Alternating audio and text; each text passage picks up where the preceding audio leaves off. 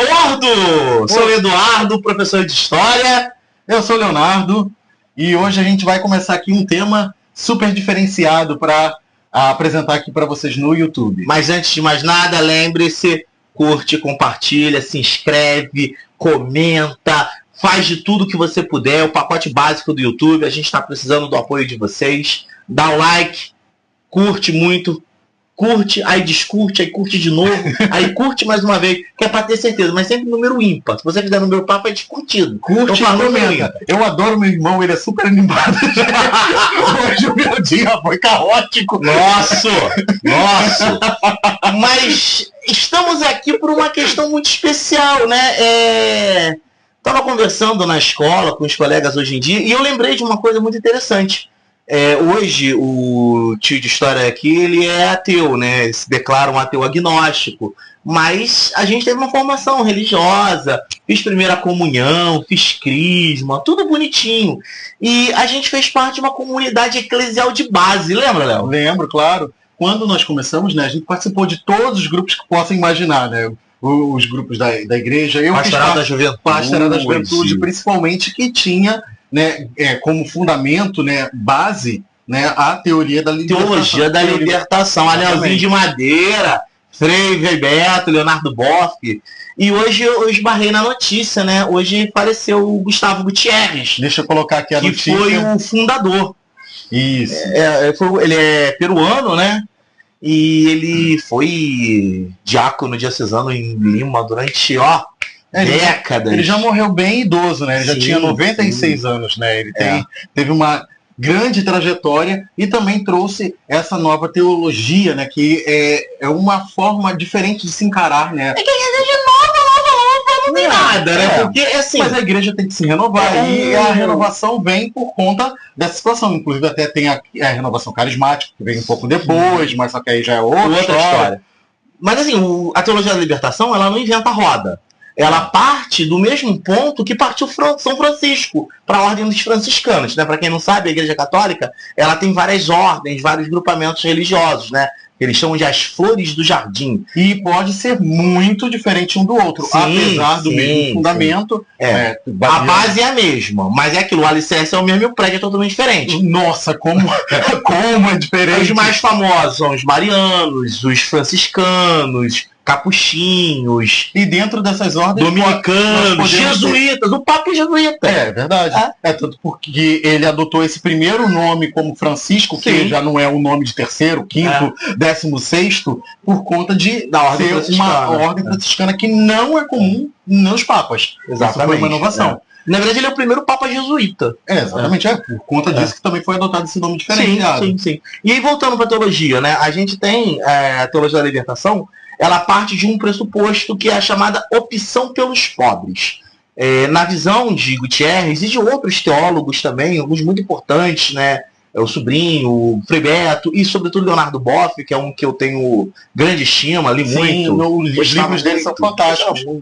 Eu, no momento, não tenho nenhum livro, não sei onde vai parar, mas eu tinha eu sei onde está o Vida para Além da Morte, está guardado lá na minha estante. Que eu li quando era moleque, eu li quando eu tinha 19, 20 anos. Não, mas eu tinha 23. Aí o Leonardo Boff e outros, eles assim, defendem a seguinte ideia. Que seria, e são palavras minhas, não são palavras deles, tá? É incompatível com o evangelho que pessoas morram de fome. É a opção pelos pobres no sentido de que não é algo cristão a gente aceitar conviver com a pobreza. Não no sentido que todos devam ser ricos, mas no sentido que ninguém deva passar fome. Essa que é a opção pelos pobres tão importante colocada por eles. Algo que, pessoalmente, eu acho... uma interpretação que eu entendo que é bem seguindo os preceitos de Cristo. Muito diferente das neopentecostais que nós temos, né? Que aqui no canal... mas olha, nós não vamos... Dia da prosperidade, assunto para outro vídeo. Mas assim, só fazendo um pequeno pop-up, né? Dentro do nosso vídeo, a gente não vai deixar de criticar o que nós entendemos como correto ou errado. Que nos incomoda vai ser dito. Então, eu não concordo com os dogmas das igrejas neopentecostais que que dinheiro a todo custo, vencer, por mais que eu entenda que tendo Deus e você acreditando em Deus, eu acredito em Deus, tá, gente? Não acredito em nenhuma religião, nenhum dogma de religião, pelo menos no momento. Não vou falar que nunca isso pode mudar. Já acreditei, segui a Igreja Católica durante muito tempo, mas no momento eu não sigo nenhum dogma de igreja, mesmo porque eu sempre acabo discordando de alguma coisa. E eu acredito que, na minha concepção, Deus está em tudo. Então, principalmente, tá? Isso é um ponto fundamental. Se aquela situação que está praticamente em todas as religiões, mesmo as que não seguem, e também em preceitos, né, de quem faz o bem tem o bem. A lei do retorno, ela não é nem religiosa. Tem um ditado popular que é o oposto, né, que é quem planta vento colhe tempestade. Exatamente. No caso é o contrário, é semear o bem para colher o bem, né? Você colhe o que você planta. Isso aí não é uma questão religiosa, é uma questão ética. Independente da religião. Eu discordo muito daquelas pessoas que afirmam que só vai para o céu quem segue determinada religião. Gente, então quer dizer, grande parte da população que não segue aquela religião vai para o inferno. Os árabes, né, os maometanos, os islâmicos, eles têm essa coisa, né? Quando eles fazem orações para grandes pessoas, para pessoas que são célebres do passado, que não eram islâmicos, né? Eles fazem essa referência, que Allah tenha piedade de sua alma, no sentido que eles gostariam que essa pessoa fosse acolhida por Allah no paraíso, mesmo que não fosse um maometano, que não professasse a fé. Então, olha, a gente está falando de uma das religiões mais radicais que existe, né? Então, se até os islâmicos desejam a salvação daqueles que não creem por conta de suas obras, por conta dos seus bem-feitos, acho que dá para todo mundo pensar isso. Mas vamos voltar para o assunto. Teologia da libertação. Uhum. Essa opção pelos pobres, essa coisa, né, das frases muito emblemáticas associadas a Jesus, mais fácil um camelo passar pelo buraco de uma agulha do que um rico entrar no reino dos céus, felizes os pobres porque eles herdaram a terra, dai a César o que é de César. E todas essas falas atribuídas a Cristo, elas estão colocando de uma forma clara uma opção pelo pobre, pelos mais pobres. E isso para mim é bastante óbvio, né, dentro dos evangelhos. A gente não vai entrar no mérito da doutrina da prosperidade, a gente não vai falar disso agora.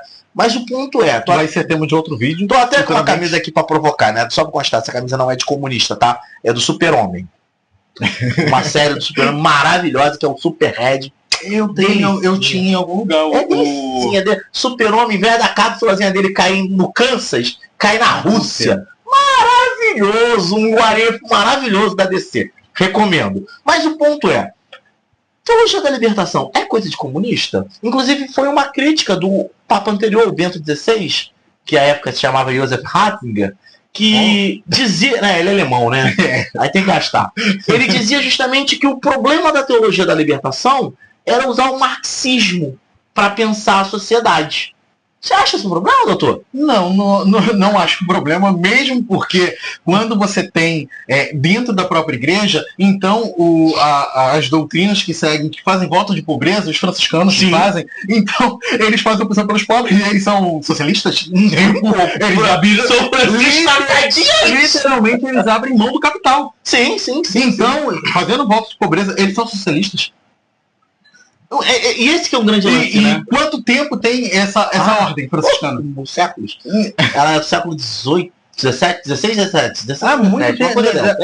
É velho. Muito, pelo menos 300 anos aí. E antes mesmo do conceito de capitalismo. Antes do conceito de socialismo, que vem depois. Então, não tem nem sentido. E aquela coisa, né? Convencionou-se no senso comum dizer que comunismo é associação com pobreza.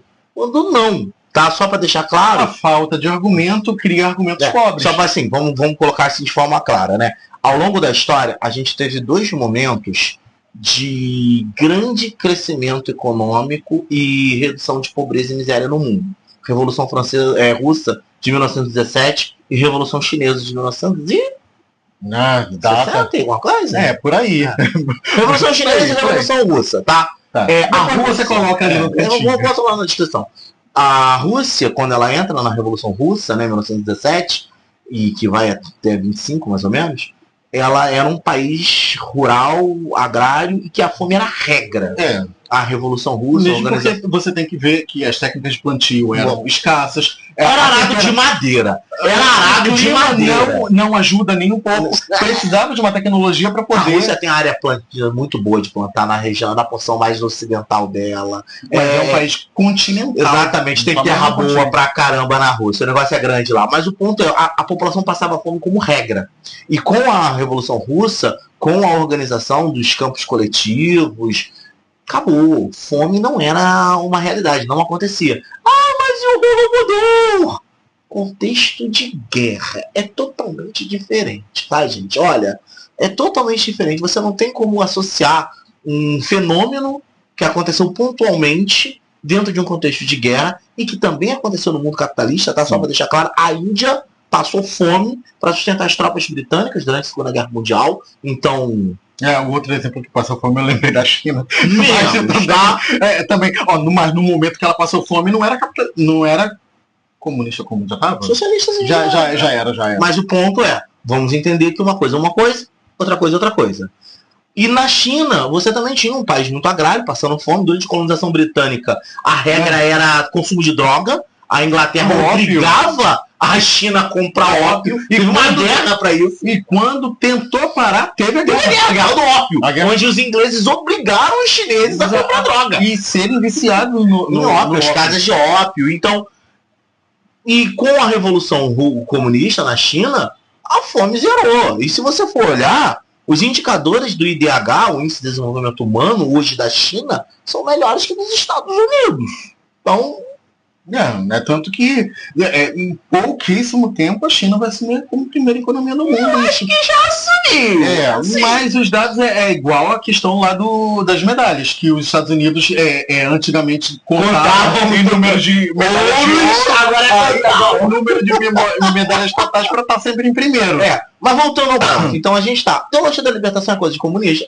Não. Porque, primeiro, marxismo e comunismo são duas coisas diferentes. A única coisa que eles têm em comum é o pensador por trás, que é o Karl Marx. A gente vai até citar em outros vídeos Karl Marx, porque eu sou formado em história, Léo também, e o marxismo, né, ele é um pensamento que é muito importante, chamado materialismo histórico.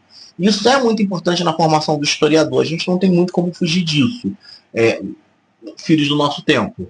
E todo esse processo, ele esbarra no preconceito. A teologia da libertação sofreu muito preconceito dentro da igreja, justamente por conta dessa opção pelos pobres. E claro que a gente não pode deixar de citar, fazendo mais um parênteses, eu adoro fazer parênteses, né? Fazendo um parênteses bem claro, é que o socialismo é só uma forma econômica diferente do capitalismo. Que eu estou falando no meu entendimento, claro que tem vários colegas que entendem que o socialismo seria amplamente aplicável, só que eu estou falando por mim, né? E claro que eu vou aqui defender o que eu acredito.